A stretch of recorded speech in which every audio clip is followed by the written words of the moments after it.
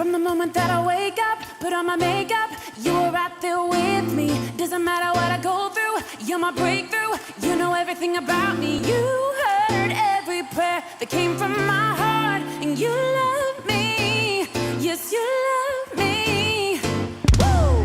When I think of how you made me, it's amazing. I reflect your beauty every moment that I'm living. No counting your thoughts toward me. Saya pengen sharing tentang bagaimana kita bisa bertumbuh di dalam kerohanian kita. Sebagai murid Kristus, sebagai orang Kristen, ya kita perlu terus bertumbuh. Ya, jadi kekristenan itu adalah kekristenan yang dinamis, bukan yang statis. Ya gitu-gitu doang. Dari dulu sampai sekarang nggak berubah, gitu ya. Nah, tapi kita mau menjadi orang-orang Kristen atau murid-murid Kristus, anak-anak Tuhan yang bertumbuh di dalam kerohanian kita.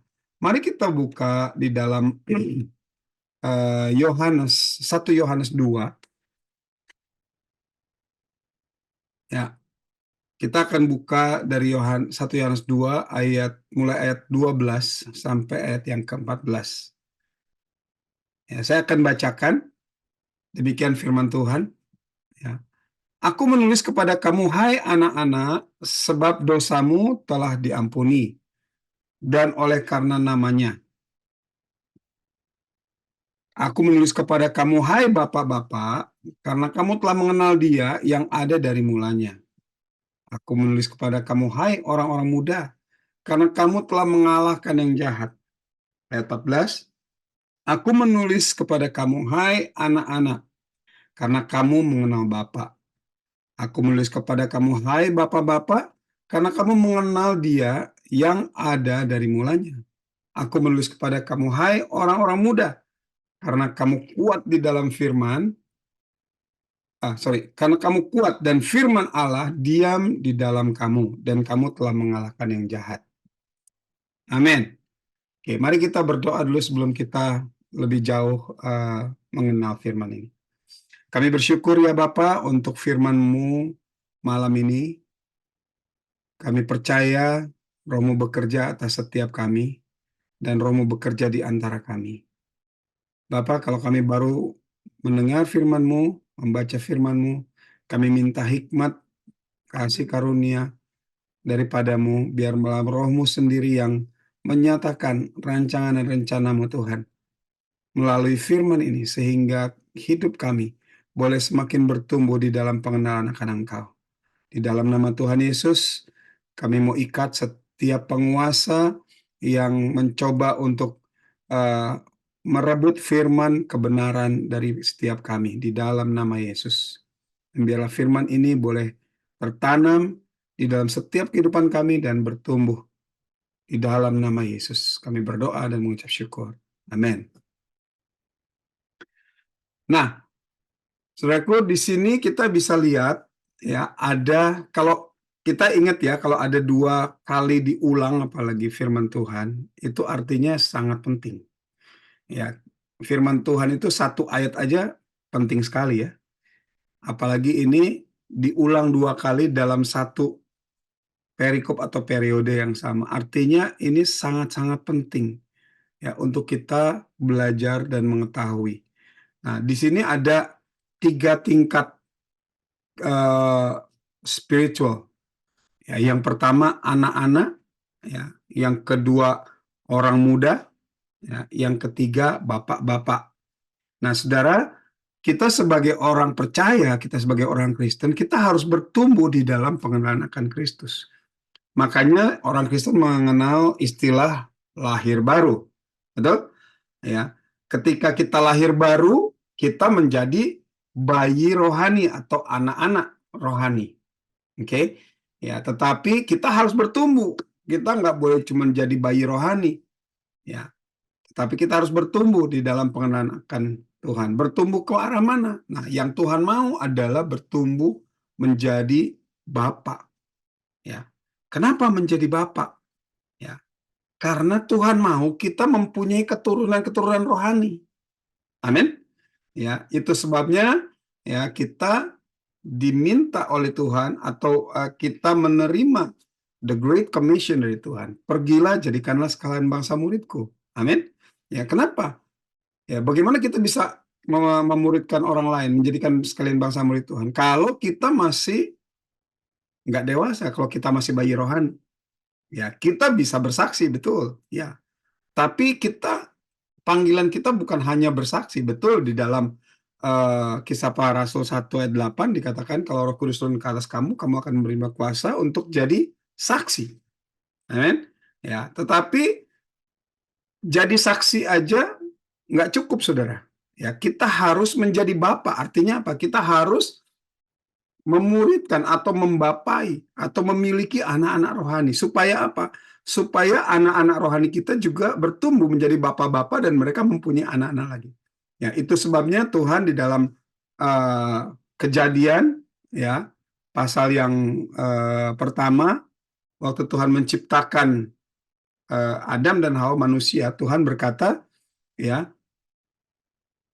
bermultiplikasilah atau beranak cuculah, ya, dan penuhilah bumi. Ya. Nah, beranak cucu ini bukan hanya sekedar beranak cucu secara fisik, ya, tetapi kita harus beranak cucu di dalam hal spiritual. Kenapa? Ya, kenapa Tuhan minta kita beranak cucu? Ingat bahwa manusia pertama diciptakan oleh Tuhan itu segambar dan serupa dengan Tuhan. Ya, laki-laki dan perempuan mereka itu diciptakan segambar dengan Tuhan, menjadi gambarannya Allah. Ya, makanya suami istri atau keluarga itu menjadi gambaran Allah. Ya, ini tepat sekali kita namanya BCC family, ya. Jadi kita tahu sekali, kita mengenal sekali bahwa elemen keluarga itu ada orang tua dan anak, dan juga ada saudara, betul? Ya, nah ini yang Tuhan mau. Kenapa Tuhan suruh kita bermultiplikasi atau beranak cucu? Ya karena dunia ini dikuasai oleh kerajaan kegelapan. Nah, kita dikatakan orang yang percaya kepada Kristus, Tuhan Yesus berkata kepada murid-muridnya, kamu adalah terang dunia. Kamu adalah garam dunia. Amin. Ya. Nah, dunia yang gelap ini harus diterangi oleh anak-anak Tuhan, oleh orang-orang percaya. Nah, bagaimana caranya menerangi dunia? Ya, ya kita harus memultiplikasikan gambar Allah. Nah, memultiplikasikan gambar Allah supaya penuhlah isi bumi ini. Ya, yang tadinya dikuasai oleh kegelapan, kalau anak-anak Allah berkuasa atas bumi ini, mendominasi bumi ini, maka terang akan muncul. Amin. Maka kegelapan akan sirna. Nah, kita mendominasi ini bukan dengan fisik, tetapi secara spirit. Itu sebabnya kita harus, ya, bertumbuh di dalam pengenalan akan Kristus. Ya, dikatakan, hai anak-anak. Nah, apa tandanya sekarang kita bisa bertumbuh? Apa tandanya kita masih anak-anak, kita orang muda, atau kita bapak-bapak? Nah, dikatakan di dalam ayat 14, ya, kita mungkin dari ayat 12 dulu, dikatakan, hai, aku menulis kepada kamu, hai anak-anak, sebab dosamu telah diampuni oleh karena namanya. Jadi, kalau hanya sekedar kita tahu dosa kita diampuni, kita menyadari, kita mengalami Kristus, ya, kita lahir baru, dan kita tahu anugerah Tuhan, aku sudah diampuni dosaku, aku sudah menang, dan lain sebagainya. Itu masih tingkat anak-anak, saudara. Tuhan mau supaya kita bertumbuh lagi. Kenapa? Karena di dalam kehidupan kita itu ada begitu banyak serangan-serangan yang jahat. Ya. Nah, itu sebabnya, saudara, ya, kita harus tahu dulu yang pertama. Ya, kita nggak mungkin bisa jadi tiba-tiba jadi bapak rohani, nggak mungkin. Kita harus mengenal dulu, kita harus tahu dulu bahwa dosa kita diampuni. Ya, ayat 14-nya dikatakan, aku menulis kepada kamu, hai anak-anak, karena kamu mengenal Bapa. Nah, kalau kita sudah diampuni dosanya, dosa kita, maka kita harus terus bertumbuh di dalam pengenalan akan Dia. Amin. Bagaimana caranya? Ya, kita harus tadi ada pengumuman, ya, kita mau terus belajar firman Tuhan, betul? Ya. Bagaimana kita bisa mengenal Bapa? Ya, kita harus bergaul. Ya, kalau saya tidak pernah bergaul dengan bapak saya nggak akan pernah mengenal papa saya. Ya, ada begitu banyak di dunia ini orang yang punya bapak tapi nggak mengenal papanya. Nah, saudaraku, ya, orang yang tidak mengenal papanya cenderung ada kesulitan di dalam pertumbuhan. Ya, baik pertumbuhan rohani maupun pertumbuhan fisik dan mental. Kadang-kadang pertumbuhan fisiknya juga bisa jadi sakit, ya. Pertumbuhan mentalnya juga kurang, akhirnya kadang-kadang bisa ada begitu banyak problem emosi dan lain sebagainya. Itu sebabnya kita memerlukan Tuhan supaya kita mengalami pemulihan sehingga kita mengenal Bapa. Nah, mengenal Bapa ini bukan hanya sekedar mengenal Bapa dunia. Bapa dunia mungkin kita nggak ada. Ada orang yang waktu lahir papanya udah meninggal, ya, dan dia nggak pernah kenal papanya. Tetapi Tuhan bisa memulihkan kehidupan kita, ya, mulai dari spirit kita, supaya kita mengenal siapa Bapa kita yang sejati, yaitu Yesus Kristus Tuhan, yaitu Bapa kita di sorga. Amin. Ya, jadi kita harus memiliki kerinduan untuk mengenal Bapa itu. Nah, setelah itu kita akan bertumbuh menjadi orang-orang muda dikatakan, ya. Dan aku menulis kepada kamu, hai orang muda, orang-orang muda, ya, karena kamu telah mengalahkan yang jahat. Nah, kalau kita mengenal Tuhan, ya, kalau kita mengenal, kita tahu dosa kita diampuni, ya, maka saudara, kita harus bertumbuh bukan hanya dalam pengenalan akan Tuhan, tetapi kita harus bertumbuh di dalam kekuatan rohani kita. Tadi waktu di dalam pengumuman kita diminta untuk memakai seluruh perlengkapan senjata Allah. Nah, saudara, kita nggak mungkin bisa mengalahkan yang jahat kalau kita nggak pernah pakai perlengkapan senjata Allah itu. Amin. Nah, bagaimana kita bisa memakai itu? Ya, kita harus belajar. Nah, dikatakan di dalam ayat 14, ya, aku menuliskan kepada kamu, hai orang-orang muda, karena kamu kuat dalam firman Allah diam. Jadi, ini kalau orang cirinya bertumbuh, dia udah mulai menjadi dewasa rohani. Nah, firman Tuhan itu diam di dalam kita. Artinya, kita nggak cuma tahu, sekedar tahu, tapi kita bisa mengenal firman Tuhan dan kita mulai mempraktekkan firman Tuhan itu. Amin. Dan dikatakan katanya, karena kamu kuat dan firman Allah diam di dalam kamu dan kamu telah mengalahkan yang jahat. Kita nggak mungkin bisa mengalahkan yang jahat kalau kita nggak mengenal firman. Kita nggak mungkin bisa mengalahkan yang jahat ya kalau kita nggak kuat di dalam firman. Amin. Nah, nanti saya akan terangin sedikit bagaimana kita bisa menjadi kuat selain dari belajar firman Tuhan, mengenal firman Tuhan. Benar. Ya, tetapi nanti saya akan bahas berikutnya. Jadi ciri orang muda, ciri orang Kristen yang mulai bertumbuh, ya, mulai dewasa rohaninya. Ya, dia mulai bukan hanya oh ya saya hafal firman. Oh ya saya tahu firman ini ada, tetapi dia sudah mulai mempraktekkan, Saudara. Ya. Jadi kita bisa melihat buah-buah roh yang ada di dalam hidupnya. Kita bisa merasakan, ya. Saudara, buah itu kalau satu pohon dia berbuah. Buah itu dinikmati oleh orang atau sesuatu, binatang atau apapun yang di luar pohon itu. Jadi kalau kita bertumbuh dan kita memulai memberikan buah-buah rohani, ya, buah-buah Roh Kudus, ya, maka orang-orang di sekitar kita yang akan menikmati buah itu. Ya. Bagaimana taunya? Ya, orang akan melihat dan merasakan apakah kita mengalami perubahan enggak? Apakah buah-buah roh itu dirasakan oleh orang-orang di sekitar kita enggak? Nah, kalau buah-buah roh itu sudah dirasakan, artinya kita sudah mulai bertumbuh menjadi orang-orang muda. Amin. Ya. Nah, apakah cukup sampai situ? Enggak. Ya, kita harus bertumbuh terus supaya menjadi bapak. Kenapa? Karena hanya Bapa lah yang dapat mereproduksi. Jadi Tuhan mau kita bereproduksi secara rohani, supaya kita menghasilkan anak-anak rohani yang lain. Nah, dikatakan aku menulis kepada kamu bapak-bapak, ya, karena kamu telah mengenal Dia dan ya yang ada dari mulanya.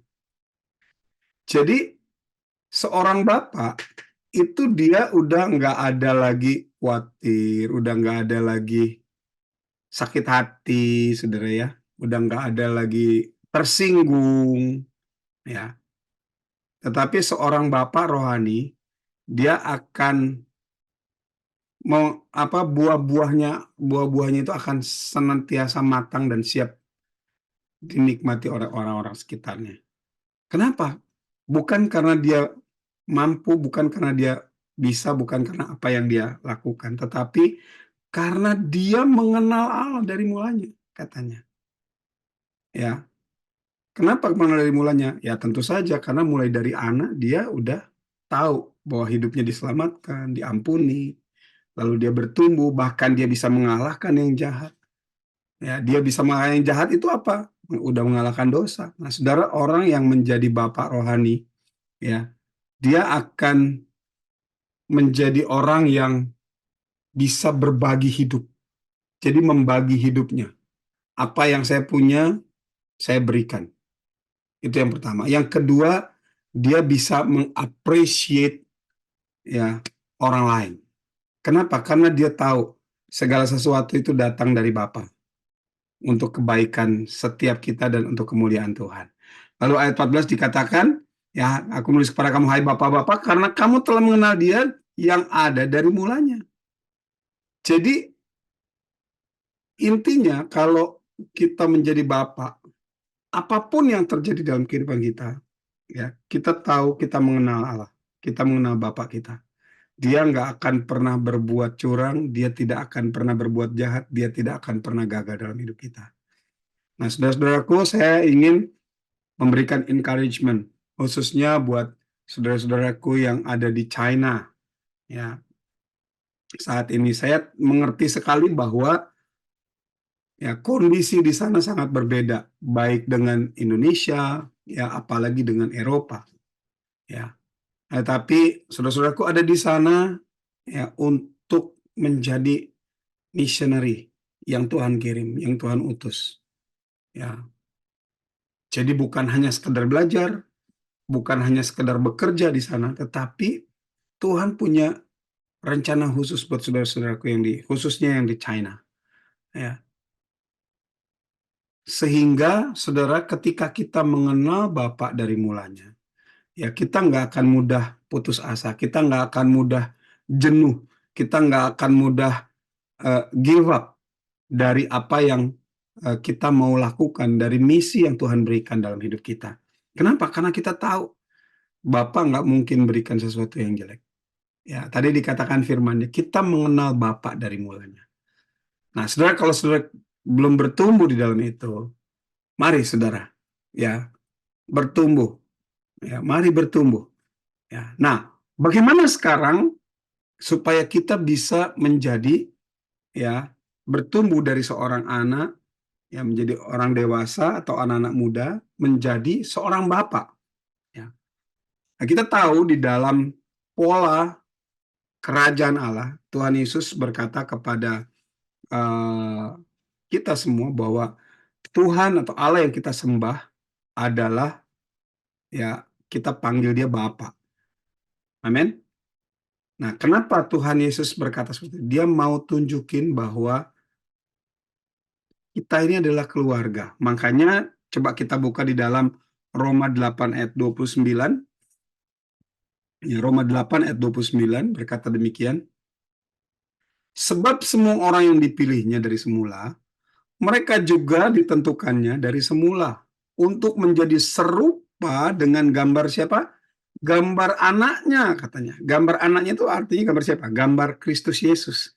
Jadi kita sebagai orang percaya ya dipilih dari semula, ditentukan dari semula supaya kita jadi serupa dengan Kristus. Ya. Supaya ia yaitu Kristus, anaknya itu menjadi yang sulung di antara banyak saudaranya. Siapa saudaranya ini? Ya kita. Jadi kita bisa melihat bahwa pola gereja atau pola rohani atau pola yang Tuhan Yesus lakukan, eklesia yang dia dirikan, gereja yang dia dirikan, ya, adalah pola family. Amin. Ya, puji Tuhan, saya percaya ya founder-founder BCC Family ini juga pasti mempunyai sesuatu yang sangat penting dan berhubungan dengan ini, ya. Karena eklesia atau gereja itu adalah family of God. Amin. Jadi kita ini adalah family. Yesus itu adalah saudaranya, saudara kita. Amin.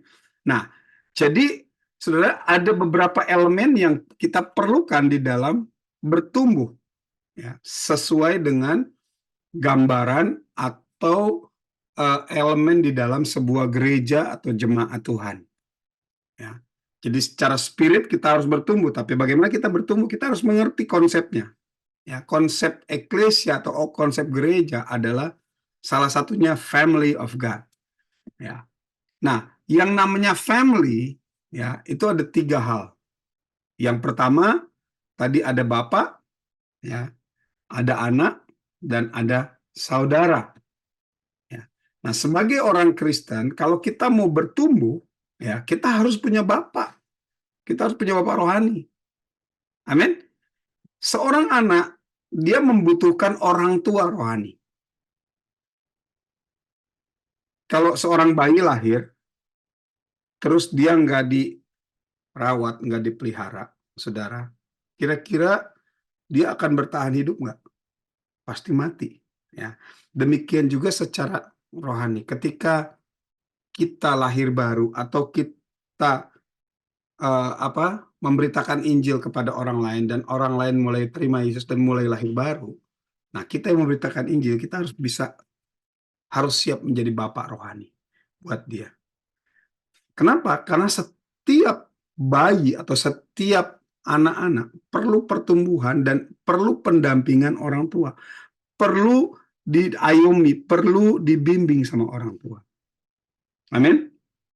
Nah, tetapi apakah cukup orang tua aja? Enggak, saudara.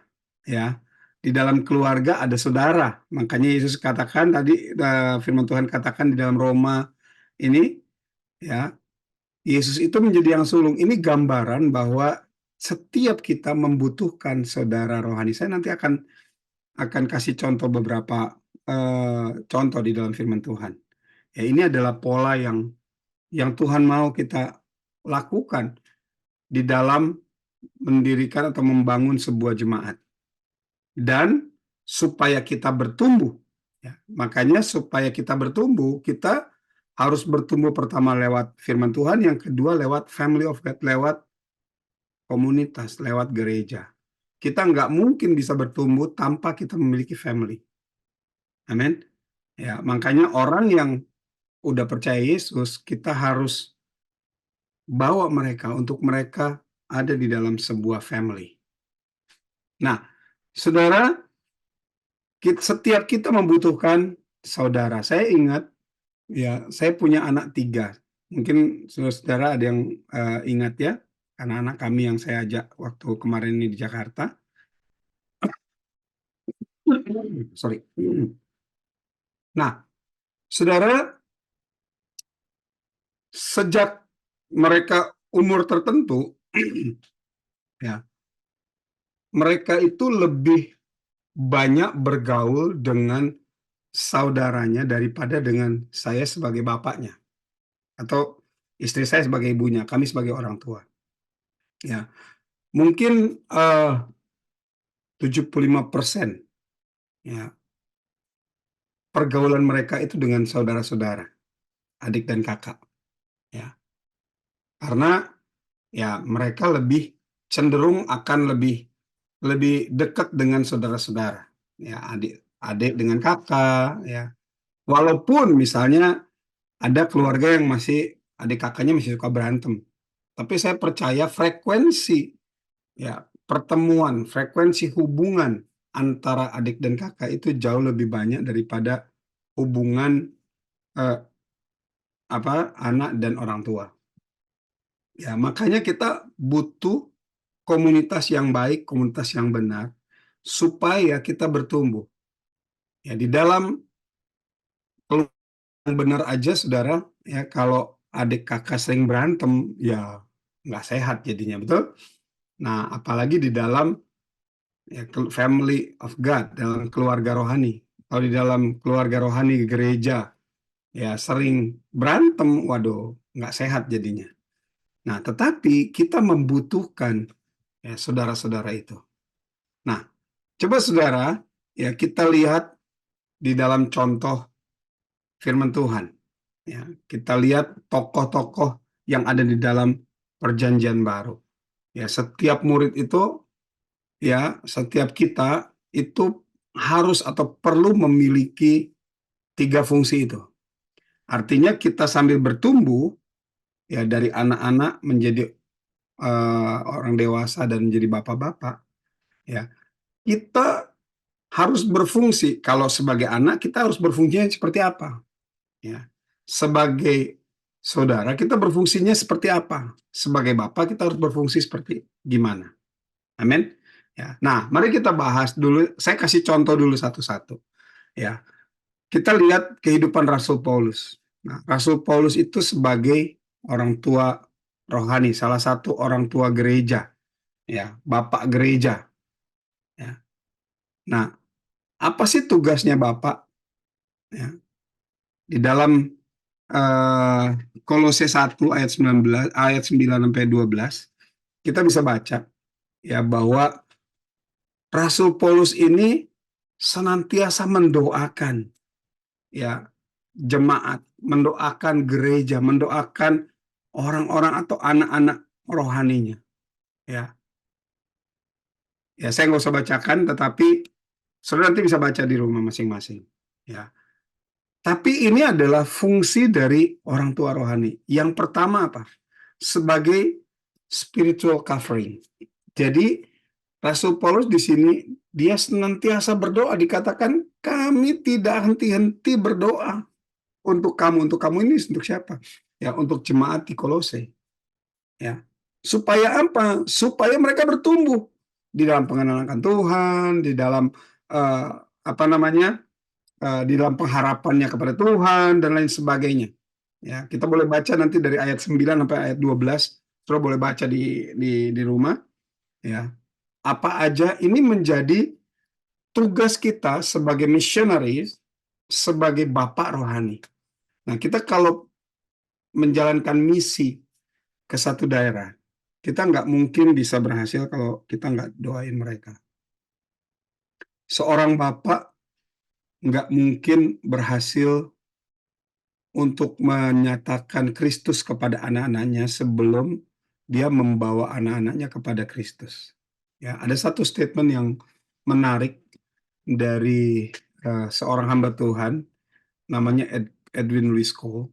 Ya, dia pendiri uh, pelayanan pria, yaitu di CMN, Christian Men's Network. Dia berkata seperti ini, ya, Anda hanya berhak membawa atau memperkenalkan Allah kepada keluargamu, ya, sampai sejauh saudara membawa keluargamu kepada Tuhan. Ya. Jadi, saudara, kalau kita nggak ngerti fungsi sebagai orang tua rohani, ya, kita nggak ngerti sebagai fungsi apa missionary ya, atau anak Tuhan untuk menjangkau jiwa-jiwa, saudara, kita akan sia-sia sih sebenarnya. Ya, kita mau apa tuh melakukan misi Tuhan. Ya, nah kita mesti ngerti fungsi ini. Yang pertama, kita mesti ngerti bahwa fungsi orang tua atau fungsi bapak itu sebagai pendoa atau covering rohani. Nah, saudara, ini kesaksian saya.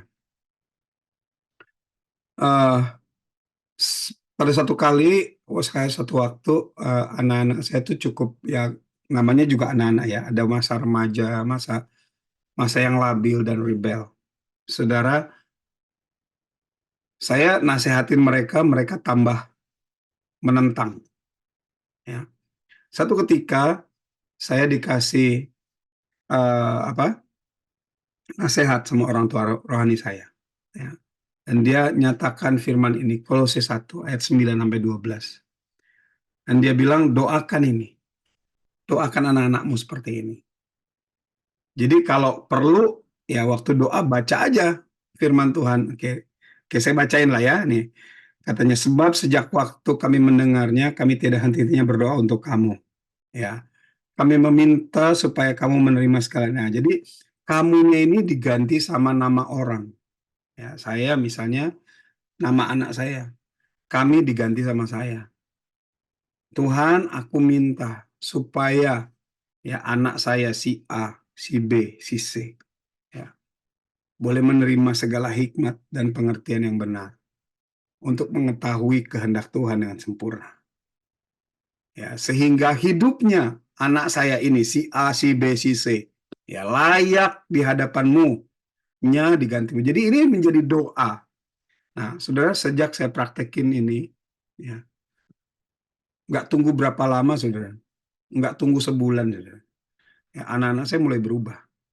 Dan anak-anak saya mulai merasa haus sama firman Tuhan. Dan saya mulai melihat pertumbuhan rohaninya. Saudara, ini bukan sesuatu yang, udahlah saya tahulah dan lain sebagainya, cuman ya mungkin itu terjadi sama Pastor Joseph. No. Ini berlaku buat setiap kita. Kalau kita mau bertumbuh, saudara mulai doakan orang-orang yang saudara mau sedang prospek untuk menerima Yesus. Yes, doakan ini setiap hari. Amin. Ya. Ini adalah fungsi orang tua. Ya. Nah, ada lagi fungsi tentang fathering. Bagaimana? Saya nggak akan bisa bahas itu panjang-panjang karena fungsi Bapak itu sangat sangat banyak sekali. Tetapi paling tidak, ya kita bisa mendoakan ini. Ya. Jadi Bapak itu sebagai spiritual covering, yang kedua sebagai father atau membapai, fathering. Nanti saudara boleh baca di dalam 1 Tesalonika 2 ayat 7 sampai 12. Dan equip, jadi harus menasehati setiap hari. Ya. Jangan bosan, saudara. Ya, kalau kita menasehati teman kita, misalnya dia lagi jatuh dan nggak mau dinasehati, saudara jangan, ya udahlah terserah lu lah gitu. Enggak, saudara. Tapi kita sebagai orang yang lebih dewasa, kita harus terus setiap hari ya nasehatin. Nggak boleh males, nggak boleh nggak boleh bosen, saudara. Ya, saya menasehati anak saya nih, contoh untuk beresin tempat tidur aja, ya saya mulai nasehatin anak saya itu sejak anak saya umur 3 tahun, saudara. Ya, sejak mereka umur 3 tahun, setiap kali bangun tidur, udah beresin belum tempat tidurnya itu? Sampai hari ini loh, saudara. Hari ini anak saya itu udah umur 23 tahun, berarti 20 tahun setiap hari. Saudara bisa bayangin.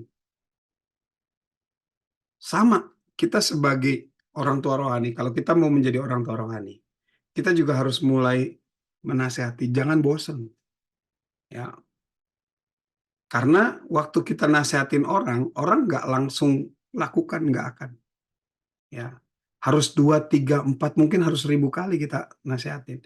Tetapi kalau kita punya hati sebagai orang tua rohani, kita akan nasehatin dengan nggak jemu-jemu.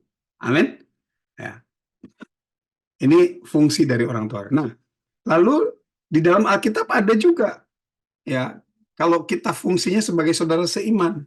Ya, Rasul Paulus pernah bilang ya di dalam surat-suratnya yang kita bisa tahu di dalam Perjanjian Baru, ya bahwa Rasul Paulus punya kawan sekerja atau saudara-saudara. Ya, nah di dalam Kisah Para Rasul ada seorang tokoh yang terkenal namanya Barnabas. Ya, nah Barnabas ini katanya dikenal sebagai orang yang baik, ya, dan dia senantiasa saudara ya menyatakan kebaikannya, kemurahannya, ya, sehingga ada begitu banyak orang dibawa kepada Kristus. Nah, Barnabas ini ya pada satu ketika waktu Rasul Paulus pertama kali dia menerima Yesus Kristus sebagai Tuhan Juru Selamat, ya, dia pergi ke Yerusalem, ya, singkat cerita orang-orang waktu itu kurang suka ya sama Rasul Paulus. Akhirnya dia harus pergi ke daerah lain, ya. Nah, tetapi Barnabas ini dia pergi cari Saulus, dia pergi cari Paulus. Kenapa? Ya, karena dia merasa sebagai saudara seiman. Nah, apa fungsi saudara seiman? Nah, di dalam gereja ya kita perlu punya saudara seiman ini. Buat apa? Yang pertama ya, buat mendampingi. Saudara, kalau di dalam gereja kita nggak punya teman atau saudara seiman yang bisa mendampingi kita, saudara, bahaya. Ya, kita akan menjadi orang Kristen yang independen. Padahal Tuhan nggak mau kita menjadi orang yang independen. Tuhan mau supaya kita menjadi orang Kristen yang berkomunitas. Amin. Ya. Nah, kita sebagai kakak rohani ya atau adik rohani pun ya atau saudara seiman ya kita harus punya kelompok kecil ya di mana kita bisa saling menasehati, bisa saling memberikan akuntabilitas. Ya, saling bertanggung jawab. Nah, fungsi kedua sebagai saudara seiman adalah memiliki akuntabilitas, saling berakuntabilitas. Berakuntabilitas bukan berarti gini, ya, oh saya lebih tua dari kamu, ya, oke, kamu harus bikin apa? Harus bikin ini, bikin ini, bikin ini, bikin ini. Kalau enggak, wah kamu salah, kamu dihukum atau apa gitu, ada konsekuensi dan sebagainya. Enggak. Tapi akuntabilitas di sini ya kita belajar untuk saling menasehati supaya kita bertumbuh. Misalnya ya, akuntabilitas nih, misalnya nih. Saya punya teman ya di dalam sebelum itu di dalam bahasa Ibrani orang-orang Israel sampai hari ini mereka selalu punya teman atau friendship untuk saling berakuntabilitas dan saling belajar satu dengan yang lain. Namanya hafruta. Ya. Nah, hafruta ini adalah friendship atau pertemanan atau persaudaraan. Nah, kita perlu memiliki itu, saudara. Untuk apa? Pertama, untuk kita saling, namanya juga saling, jadi berdampingan, saling mendampingi. Yang kedua, untuk saling bertanggung jawab. Apa yang Tuhan bicara sama saya? Misalnya saya ditegur, saya punya hafruta di sini dengan ada beberapa teman, ya. Kalau saya mulai digoda misalnya oleh hal-hal yang nggak baik, ya. Satu ketika, saudara, ada orang yang yang berusaha untuk chatting sama saya, ya, dan ya dia mulai menggoda, gitu, ya.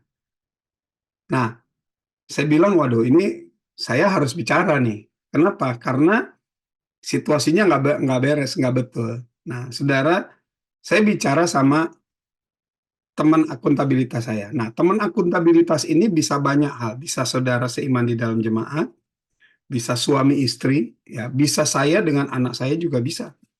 Ya, saya terbuka sama anak saya. Kadang-kadang ketika saya ngalamin pergumulan, saya bicara.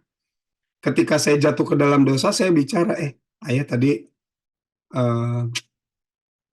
nggak bisa kontrol emosi. Tadi ayah misalnya marah ketika ada orang ngomong sama ayah seperti ini.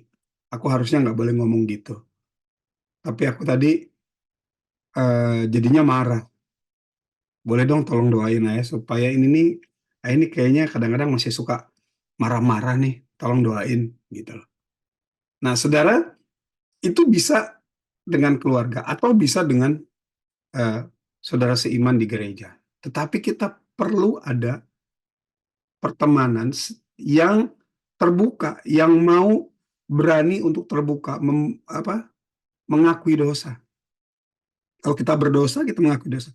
Kalau kita lagi belajar sesuatu dari Tuhan, Tuhan tegur saya hari ini tadi, firman Tuhan bicara ini, Tuhan menegur saya. Ada kebenaran yang saya dapat dari firman Tuhan, gitu. Ya, bagiin, saudara. Ya. Kenapa? Karena kita mau bertumbuh sama-sama.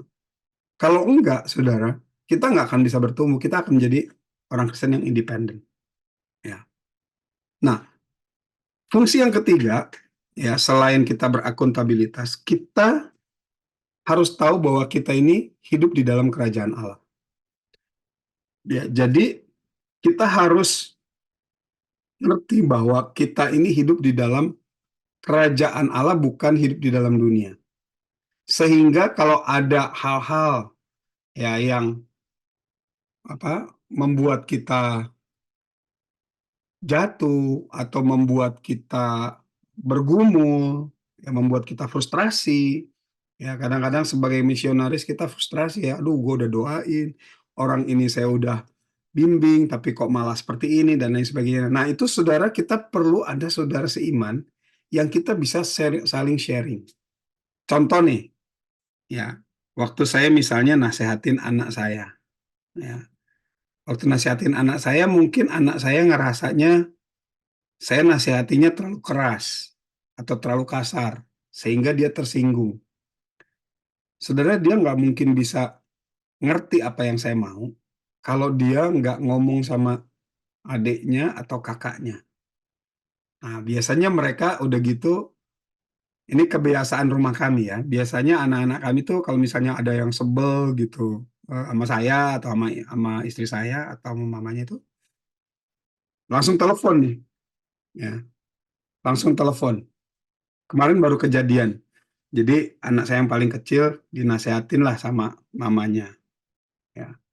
Nah, rupanya ada sesuatu yang salah mengerti dari anak saya yang paling kecil ini. Nah, anak saya yang besar ini sekarang lagi di Amerika. Ya. Saudara, dia telepon ke kakaknya. Dia telepon, dia nangis-nangis. Dia pokoknya cerita lah, curhat gitu. Ya. Nah, setelah itu kakaknya telepon istri saya, mamanya maksudnya. Ya. Terus saya belum tahu waktu itu kalau kakaknya telepon. Nah, nggak berapa lama kemudian eh, anak saya yang paling kecil ini ngobrol sama saya. Ayah, aku pengen bicara sama kamu. Oke. Ya, dia bicara sama saya, gini gini gini dan lain sebagainya. Oh, dia dia keluarin semua apa yang dia nggak suka gitu. Ya.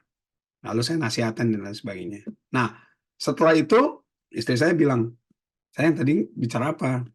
Anak kita yang paling kecil ini. Terus saya bilang, kenapa emang? Iya, soalnya anak kita si JST itu yang paling besar, dia telepon saya gini-gini, katanya kayak nangis-nangis, telepon dan lain sebagainya, apa dan lain sebagainya. Jadi tahulah ada persoalan. Ya. Nah, lalu ya kami beresin. Singkat cerita selesai. Ya. Tetapi semua itu bisa diselesaikan karena ada komunikasi satu dengan yang lain dan saling menolong di dalam kehidupan dalam satu keluarga. Amin. Nah, di dalam spiritual, ya, di dalam keluarga Allah, di dalam gereja, dalam jemaat, kita memerlukan ini. Kadang-kadang misalnya kita ditegur sama pendeta, ya, sama gembala kita. Gembala kita negurnya benar mungkin, ya, tetapi mungkin pas waktu itu negurnya nggak tepat waktu misalnya. Nah, saudara, kalau kita nggak bisa terbuka, ya, maka kita nggak akan bisa ngerti bahwa kita ini sedang ada di dalam kerajaan Allah.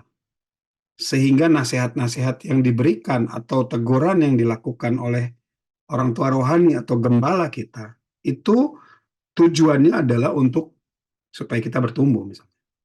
Ya.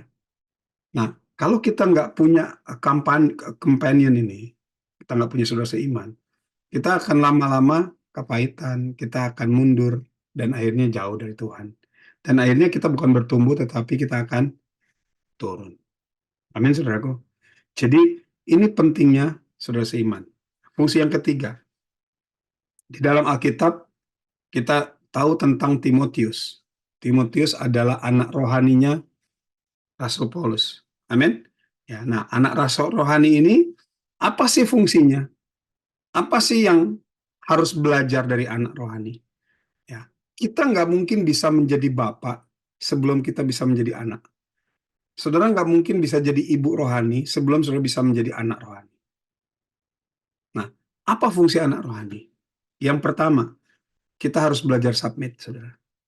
Firman Tuhan ngajarin kita jelas sekali. Kita harus submit kepada otoritas. Ya, kita harus tunduk kepada otoritas.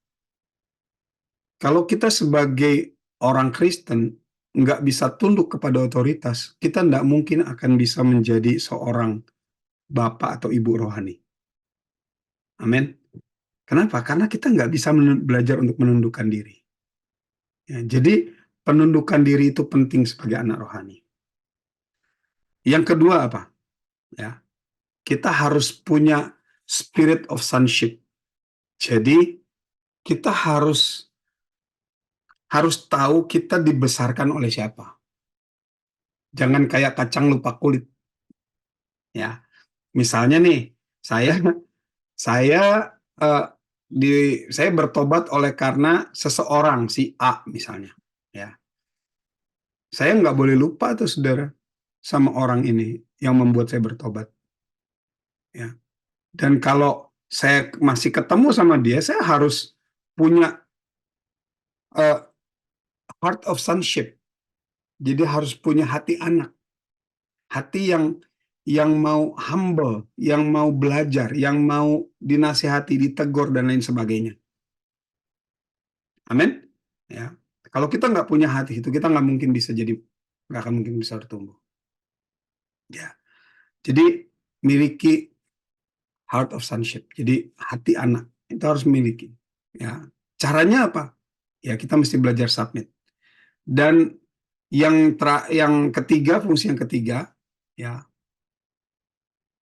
kita harus mengerti visi atau memiliki legacy dari orang tua rohani kita. Apa sih visi orang tua rohani kita? Ya, kalau di dalam gereja, dalam jemaat, setiap kita harus ngerti visi dari ya gembala kita. Kenapa saya masuk gereja ini? Saudara ngerti nggak visinya? Kalau kita nggak ngerti visinya, kita nggak bisa bertumbuh, saudara. Amin? Kita nggak akan bisa berkembang. Jadi, gimana cara ngerti visi? Ya, kita harus memiliki hubungan sekali lagi yang erat dengan bapak rohani atau gembala, ya, atau orang tua rohani kita. Sehingga kita memiliki legacy visi dari gembala itu. Amin, saudaraku. Ya, jadi sekali lagi kita sebagai orang Kristen kita harus bertumbuh. Tetapi waktu kita bertumbuh, kita juga harus belajar bisa berfungsi 3 hal, yaitu sebagai bapak, sebagai saudara, dan sebagai anak rohani. Amin. Sebagai bapak rohani, ya kita harus menjadi spiritual covering. Kita harus bisa fathering sebagai bapak-bapak, sebagai orang tua, sebagai ibu. Ya, sudah bisa baca dalam 1 Tesalonika 2 ayat 7 sampai 12. Lalu kita harus jangan berhenti untuk menasehati, equipping, menasehati, yang mengajar, ya. 1 Tesalonika 2 ayat 11 udah tercantum di situ. Yang kedua, kita sebagai saudara, ya, sebagai sibling, ya, rohani, yaitu kita harus sama-sama, kita harus memiliki pertemanan yang erat, ya, sehingga kita mendampingi secara spirit, ya, bertumbuh bersama-sama dan memiliki akuntabilitas satu dengan yang lain, ya, bertanggung jawab.